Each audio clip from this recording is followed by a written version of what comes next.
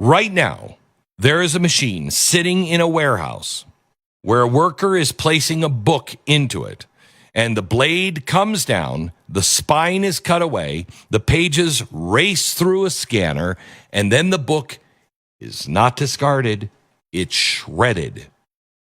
Not recycled, not damaged in a flood, not lost in a fire. It's destroyed on purpose because now the digital copy is now considered enough. Now imagine this is happening again and again and again, not 100 times, not 1,000 times, millions of times. They want every book on planet Earth to be ingested into the machine. Now that on in and of itself is fine. That's a fine goal, okay? Not shredded. Now, Anthropic is one of the largest artificial intelligence companies in the world, and they have launched a project called Project Panama. And its goal is simple and ruthless. Acquire every book in the world that you can, scan it, and destroy the original. Why not give them to libraries? Now, this was not an accident. This is not a warehouse mistake. That's the process. They had already been raked over the coals and fined for training on pirated books. So this time they say, we'll buy them legally, by the pallet, from the wholesalers all over the world. Then the books went into industrial scanners and they were shredded. Now, here's the problem. If you want to do this to new books, fine. You know, there's millions in copies of this book, fine. But Anthropic knew exactly how you would feel about this. So they issued a private, confidential, internal memo and told the employees to keep this whole operation secret. Quote, we don't want it to be known what we're working on right now, okay? So these rare bookstores started getting phone calls. And these are bookstores where the owner might, sell a book a day, maybe. All of a sudden, they're getting calls. Do you have these titles? Yeah. You have these 300 titles? Yeah, we'll buy all of them. Bulk orders were arriving. Pallets of books, rare books. No questions answered. Questions asked, nothing answered. Well, when this was found out, this went to court. You're destroying rare books. Court ruled buying one copy and turning it into a digital copy is fine as long as you destroy the paper one. Keep both and you have two copies, but you shred the original and you still only have one. So you can do that. Really? The destruction of the original became the legal argument that made this okay. So when the truth finally came out, men and women who have dedicated their lives to protecting books, to protecting history, these rare books, they were obviously outraged. When I read this story, I was outraged.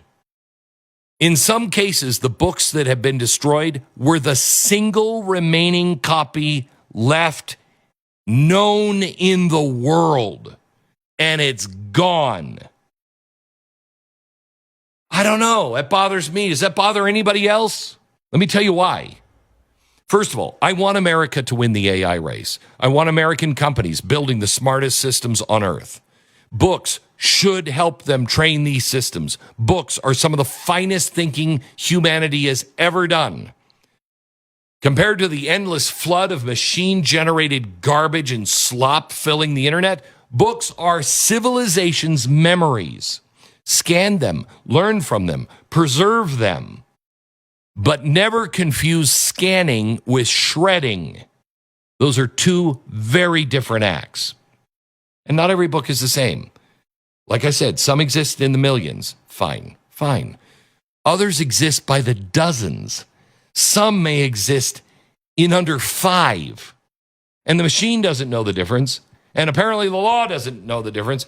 And more importantly, Anthropic doesn't. They are ordering books by the thousands of ISBN numbers at a time. And they cut everything exactly the same. One rare book, only copy. They're 5 copies. Let's be absolutely let's gift Anthropic. There are 5 copies of this book. They buy one. They destroy one.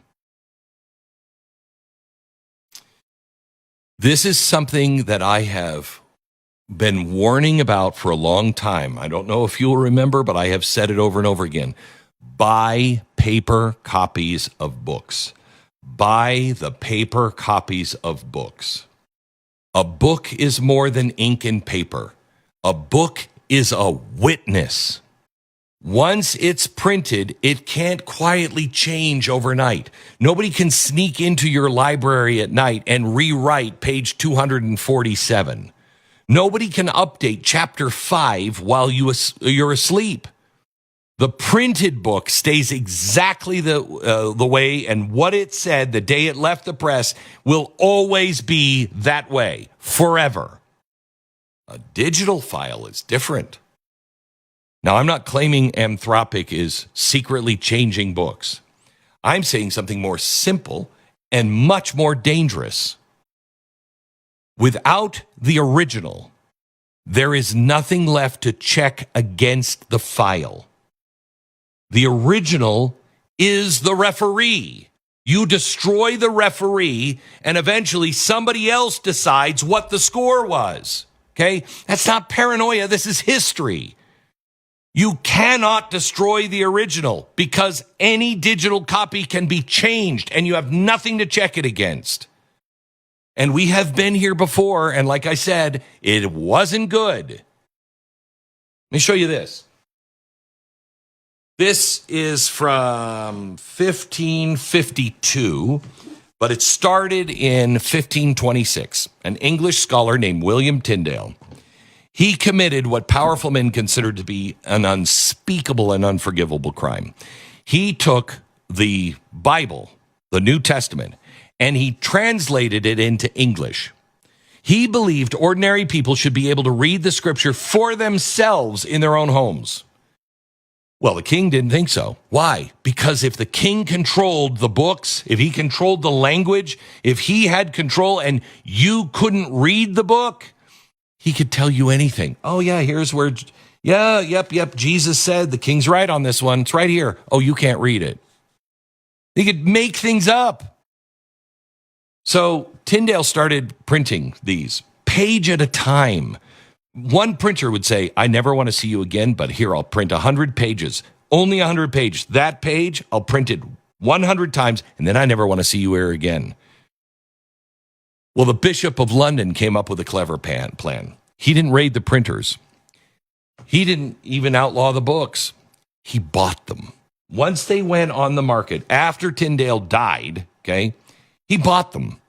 He'd go into a store and he'd go, oh, that's a Tyndale Bible, just like this one. And he'd buy it.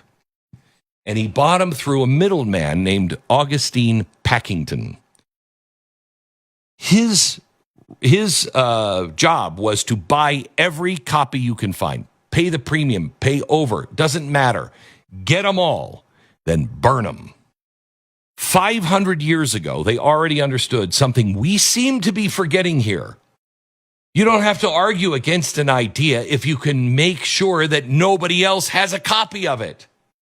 And the story almost ended there. After a short period of time, there were 3,000 copies in the first printing of this book. Only 3 survive today. 3. If a few ordinary people had not hidden those books, history itself would have been poorer. We remember Tyndale because someone refused to let that last copy disappear. This copy was in the library of the British Library over 150 years before we were a country. Okay, this particular copy. History is filled with stories like this. The Nazis burned books in the streets and everybody cheered. Communists go in, they shred the archives. They rewrote the past so the party could never be wrong. It happened in Russia. It happened in China. Authoritarians, ideologues. It happens in Iran. Every regime that feared free thought has always done the same thing. They understood the simple truth. If you control the record of yesterday, you control what people believe about tomorrow. Now, the methods have changed, the slogans change, the technology changes, but the temptation never changes. Now, I am not saying that Anthropic is doing this intentionally to change history or anything else, but it will come. The idea is control the original. And that's why this particular moment deserves your attention right now.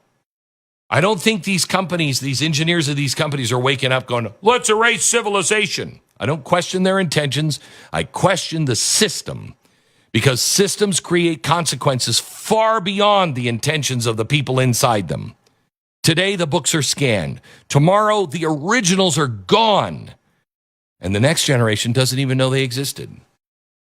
No, that book's always been like that. No, I'm telling you, I read that book 20 years ago. That's not the same book. Yeah, oh, well, Dad's crazy. You're remembering it wrong. If I had a copy, I could prove it to you. This is why my charity Mercury One and the American Journey experience, and this is why I have this, okay? Because I saw in 2008, this kind of stuff is going to happen. And I've been urging you, please buy a hard copy of books. Please, don't just buy them online. If it's an important book, buy a hard copy of it, and online if you want. But somebody has to preserve this stuff. We're building a museum and a library in Dallas, Texas. I have now, with David Barton and the American Journey experience, we have the third largest library of the American founding in the world. I mean, I was standing with the curator in the vault of the National Archives, and I said, hey, do you have a copy of this? He said, no. Do you? I said, yeah, we have 3.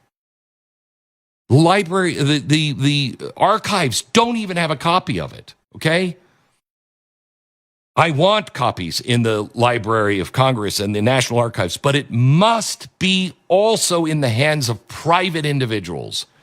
I'm preserving these books and documents because they have to remain in private hands as well as the public ones. No single government, no single corporation, no algorithm should ever hold the key to the past. Build a library of your own. Help us build ours. But you've got to stand against this. You have to stand against this. What Anthropic is doing by destroying originals, rare originals, is unspeakable. Protect the printed page so no one can kill the last witness. Civilizations survive because knowledge is scattered. Thousands of libraries, millions of homes, countless private collections. They have to be there. No king, no corporation, no government, no algorithm, no single point of failure, no Library of Alexandria. When that thing burned down, we lost all of man's knowledge and we went into darkness for a very long time.